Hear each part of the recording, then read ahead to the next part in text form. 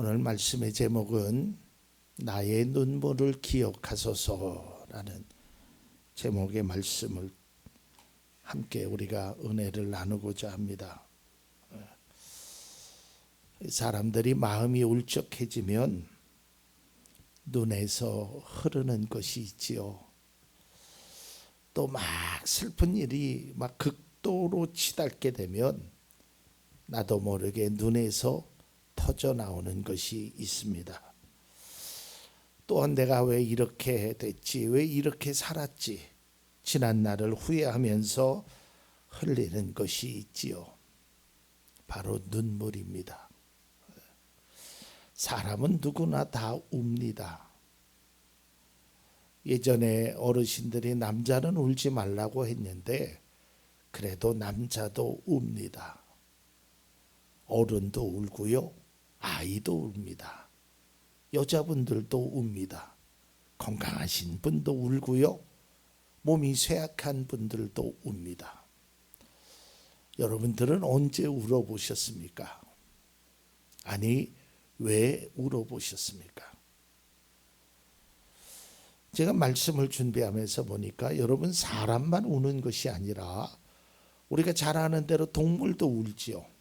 동물도 웁니다. 그런데 새로운 사실을 하나 발견했는데 식물도 운다는 거예요. 식물도. 우리가 듣지 못해서 그렇지 그 소리를 식물도 우는데요. 그러니까 언제 우는가 했더니 이제 막 메말라, 그러니까 목마를 때, 그러니까 목마르니까 힘들 거 아니겠어요? 이 식물들이 그때 운대요. 그리고 이렇게 뭔가가 잘려 나가고 그랬을 때 운다고 합니다.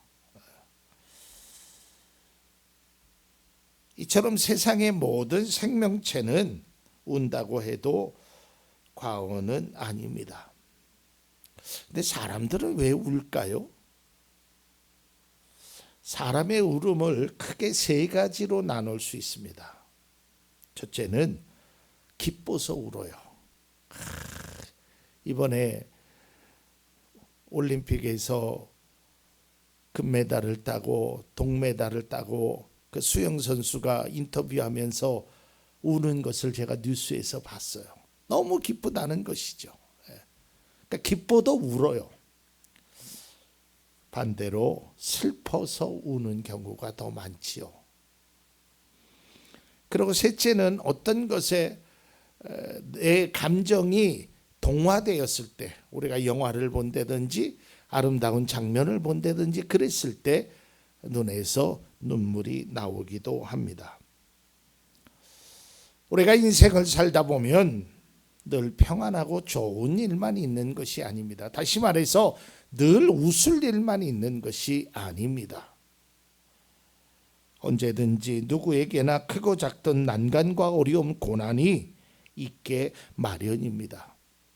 어떤 분들은 질병으로 인하여 고통을 겪을 수 있고요, 사업의 실패로 좌절하는 분도 계시고요, 가정의 문제, 직장의 문제, 이러한 여러 가지 문제로 인하여 때로는 말없이 나도 모르게 흐르는 눈물을 주체하지 못할 때도 있습니다.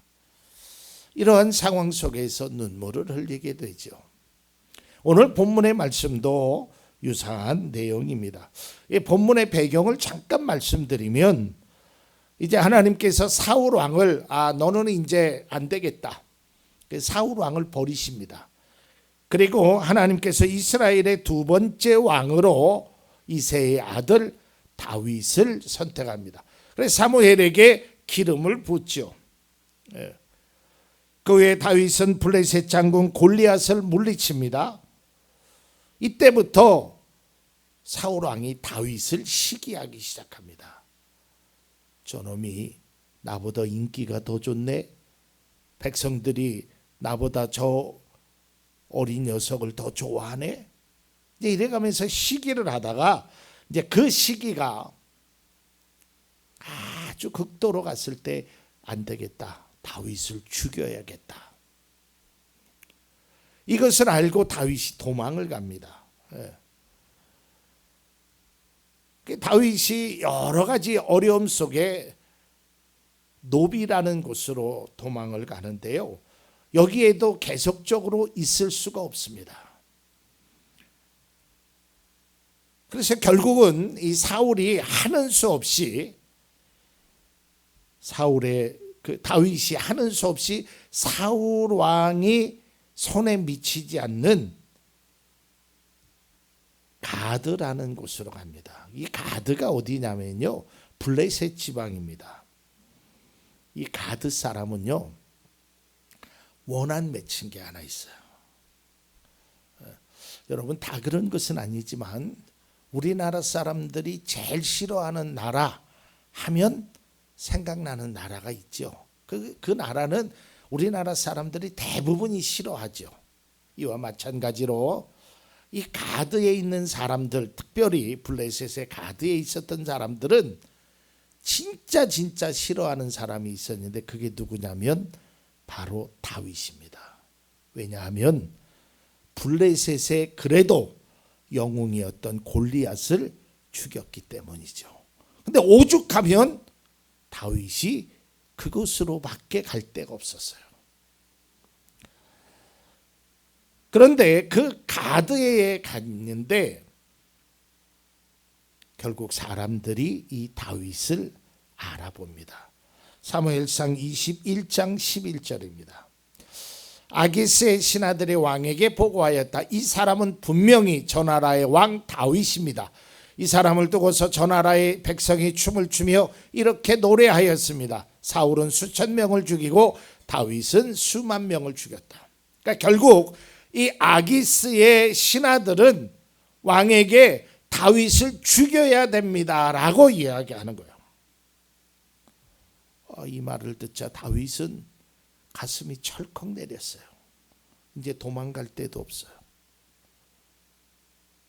여기서 죽든지 아니면 사울 왕의 손에 붙잡혀서 죽든지 두 개의 선택지밖에 없었단 말이에요. 어디로 갈 데가 없었어요. 이때 다윗이 이런 행동을 합니다. 21장 13절입니다. 그래서 그는 그들이 보는 앞에서 미친 척을 하였다. 그들에게 잡혀있는 동안 그는 미친 사람처럼 행동하여 성문 문자구에 아무렇게나 글자를 긁적거리기도 하고 수염에 침을 질질 흘리기도 하였다. 미친 사람처럼 하는 거야. 막 그냥 아무데나 글씨를 막 쓰고요, 침을 질질 흘리고. 그러니까 그 모습을 보니까 에이, 뭐 이런 사람 죽일 필요가 뭐 있어? 이 사람이 골리앗을 이긴 사람이 맞아? 이제 그런 여론들이, 동정 여론들이 형성돼요. 결국에는 이제 그 가드에서 나오게 됩니다. 근데 이 과정 속에서 이 배경 속에서 쓴 시가 바로 오늘 시편 56편입니다. 그래서 56편은 이렇게 시작합니다. 하나님, 나를 불쌍히 여겨주십시오. 사람들이 나를 짓밟습니다. 온전히 나를 공격하며 억누릅니다. 여러분, 우리가 항상 그런 얘기를 하고, 특히 연세 드신 분들이, 어르신들이 그런 말을 하는 것을 많이 듣습니다. 여러분, 세상에 가장 힘든 일이 무엇이에요? 이 더운 날 바깥에서 땀을 흘리면서 일을 하는 것도 힘들지요. 뭐 밤새 잠을 못 자고 일을 하는 것도 고되지요. 근데요, 세상에서 가장 힘든 것은 사람이에요. 사람이 나를 힘들게 하는 거예요. 이것처럼 힘든 일이 없어요.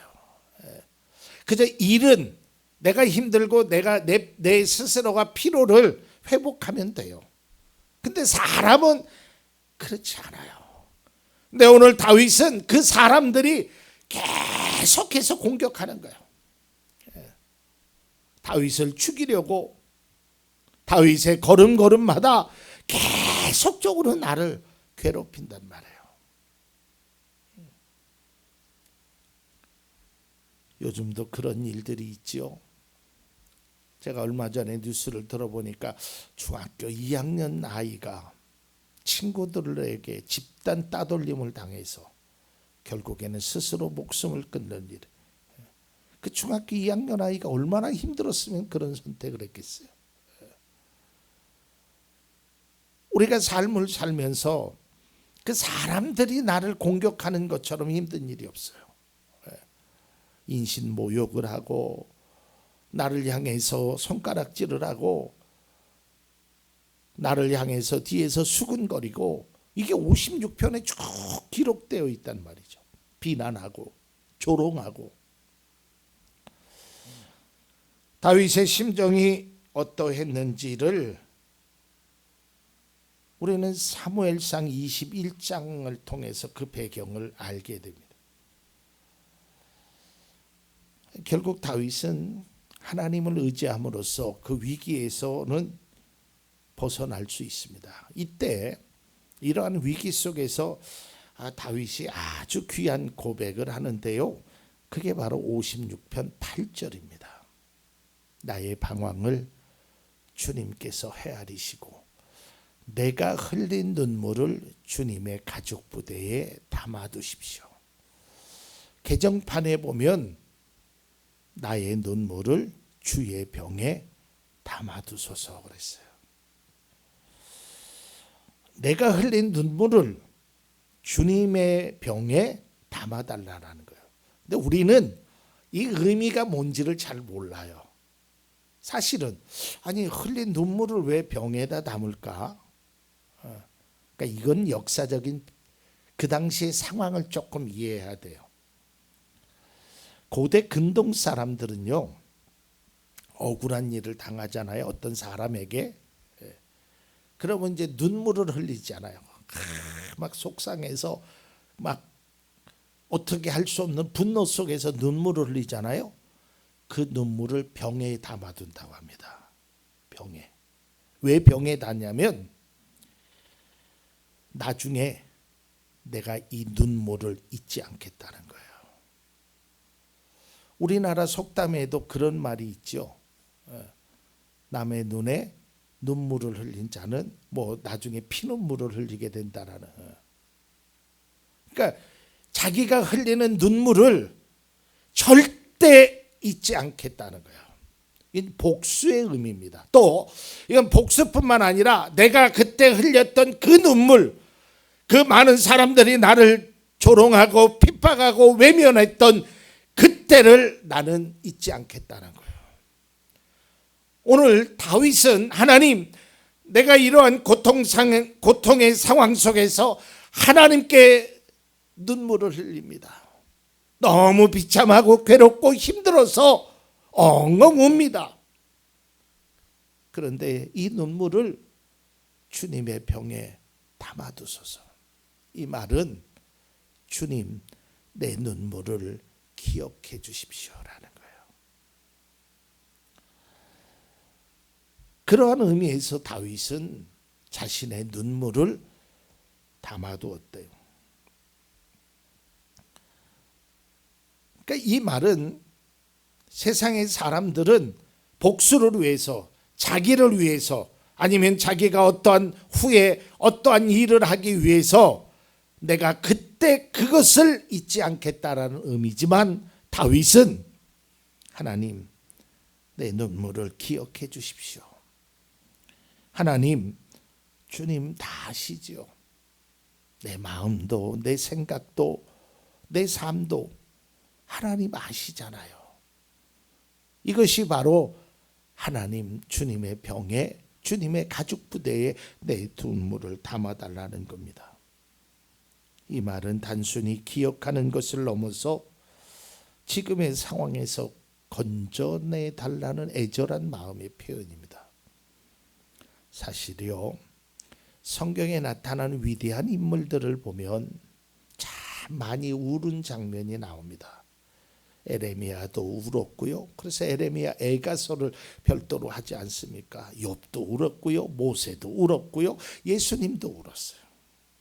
근데 특별히 다윗은 참 많이 울었어요. 시편에 보면 다윗의 울음을 참 그 표현이 얼마나 그의 간절한 눈물이었는지가 나옵니다. 한 두 군절을 봅니다. 6편 6절입니다. 나는 탄식만 하다가 지치고 말았습니다. 밤마다 짖는 눈물로 침상을 띄우며 내 잠자리를 적십니다. 눈물로 잠자리를 적신다는 거예요. 또 42편 3절에 보면 사람들은 날이면 날마다 나를 보고 나의 하나님이 어디 있느냐고 비웃으니 밤낮으로 흘리는 눈물이 나의 음식이 되었구나. 눈물이 음식이 되었다는 거예요.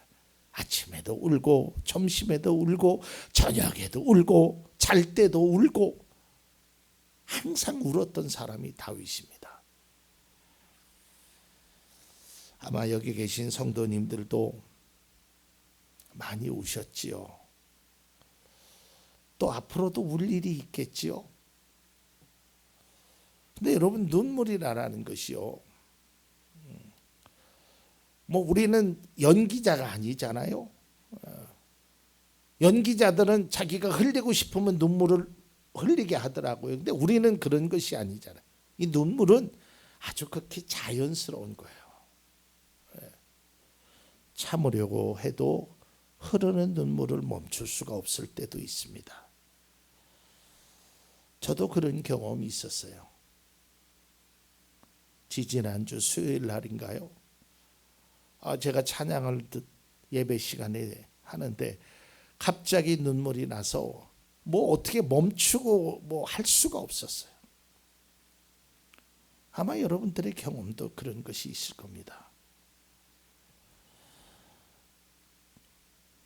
저는 예전에 버스를 타면서 버스 안에서 울었던 기억이 나요. 이게 한번 울음이 터지니까요, 이게 어떻게 할 수 없을 만큼의, 아마 여러분들도 그런 경험이 있으실 겁니다. 다윗도 하나님 앞에 그렇게 울었어요. 그런데 놀라운 것은요, 다윗의 울음이 결코 헛되지 않았다는 거예요. 하나님, 내 눈물을 주의 병에 담아 주십시오. 하나님, 나를 아시지요. 하나님, 내 상황을 아시지요. 하나님, 내 눈물을 기억해 주세요. 그렇게 외쳤던 그의 소원대로, 그의 바람대로, 그의 꿈대로 하나님은 그 눈물이 헛되지 않게 해주셨어요. 우리의 눈물도 마찬가지입니다. 절대로 헛되지 않을 것입니다. 아니, 헛되지 않아야 합니다. 왜냐하면 하나님은 우리의 눈물을 보시고 눈물을 닦아주시며 위로하시고 감싸주시고 은혜로 변화시켜 주시기 때문입니다. 그래서 다윗은 하나님, 나를 불쌍히 여겨주십시오. 나를 사람들이 짓밟습니다. 온종일 나를 공격합니다. 힘들어 죽겠습니다. 어렵습니다. 참으려고 해도 흐르는 눈물을 막을 수 없습니다. 그러한 위기의 상황 속에서 시편 56편이 시작됐는데 56편 8절에 내 눈물을 주의 병에 담아달라고 그렇게 했는데 결국 56편의 마지막은 이렇게 장식을 합니다. 56편 13절입니다. 주님께서 내 생명을 죽음에서 건져주시고 내가 생명의 빛을 받으면서 하나님 앞에서 거닐 수 있게 내 발을 지켜주셨기 때문입니다. 그러니까 내 눈물이 헛되지 않았다는 거예요. 죽음에서 건져주셨다는 거예요. 생명의 빛으로 인도하셨다는 거예요. 그래서 믿음의 성도는요, 우리의 눈물을 주의 병에 담아야 합니다. 우리는 주님께 울어야 합니다. 주님께 나의 심정을 아뢰야 하는 거예요. 주님, 내 마음 아시죠? 내 흐르는 눈물도 아시죠? 나의 상황도 아시죠? 그리고 그 눈물을 주님의 병에 담아둬야 되는 거예요. 우리는 세상을 향해, 사람을 향해 내 눈물을 보일 필요 없어요. 하나님 앞에 우는 거예요. 하나님 앞에. 세상의 사람들은 나의 눈물을 보고 두 가지 반응을 할 수 있을 거예요. 첫째는 그저 측은하다, 안 됐다, 이런 동정을 가질 수는 있어요. 그리고 또 하나는 비웃을 수도 있어요. 에이, 뭐 남자가 그런 걸 가지고 울어? 나이가 몇 살인데 그런 것으로 울어? 이게 세상의 사람들의 시선이에요. 그러나 하나님의 시선은 그게 아니에요. 힘들지, 어렵지, 내가 내 눈물을 닦아줄게, 내 마음을 위로해 줄게. 그래, 마음껏 울어라. 네 눈물을 내 병에 담아두어라라는 거예요. 이게 다른 것이에요. 사람들은요, 저도 어려서 아이들을 기를 때 보면 아이들이 우는 게 참 싫었어요. 그래가지고 아이들이 울면 하는 소리가 있어요. 모든 사람들의 공통 언어. 뚝! 그냥 말만 뚝 하면 괜찮아요. 어떤 액션이 나오죠. 몽둥이 하나 들고. 이게 사람들의 시선이에요. 근데 하나님은 우리의 울음을 뚝 하라고 이야기하지 않아요. 하고 싶으면 해라. 울고 싶으면 울어라. 그러나 세상을 향해 울지 말고 사람을 향해 울지 말고 나를 향해서 울어라라는 거예요. 오늘 다윗은 얼마나 억울했겠어요. 사실은 다윗이요, 이런 일을 몇 번 경험합니다. 심지어는 아들에 의해서도 도망가는 신세가 돼요. 얼마나 억울하고 분하고 속상하고 괴로운 일을 너무너무 많이 겪었단 말이에요. 온종일 시편에 보면 2편서부터 4편까지 보면 하나님, 많은 사람, 내 주변에 있는 왜 이렇게 많은 사람들이 다 나에게 적입니까? 이런 괴로운 심정을 토로했단 말이죠. 그러면서 오늘 말씀에 하나님, 내 흐르는 눈물을 주의 병에 담아두십시오. 기억해 달라라는 거예요. 우리의 눈물이 우리의 마음의 소리입니다. 흐르는 눈물에 소리는 없지만 그 눈물에는 한이, 아픔이, 괴로움의 그런 눈물이 있다는 것을 볼 수 있어요. 어떤 학자가 이런 얘기를 해요. 사람의 몸에서 흐르는 것이 세 가지가 있대요. 하나는 피고요, 하나는 땀이고요, 하나는 눈물이라고 합니다. 그런데 땀이나 피에는 감정은 없대요. 근데 이 눈물에는 감정이 있대요.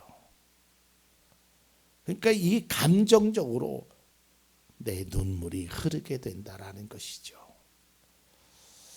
사랑하는 성도 여러분, 여러분들이 힘들고 어려움 속에서 이제는 하나님께 울어야 합니다. 그리고 하나님께 오늘 다윗이 이야기했던 것처럼 하나님, 내 눈물을 주님의 병에 가죽 부대에 담아 주십시오.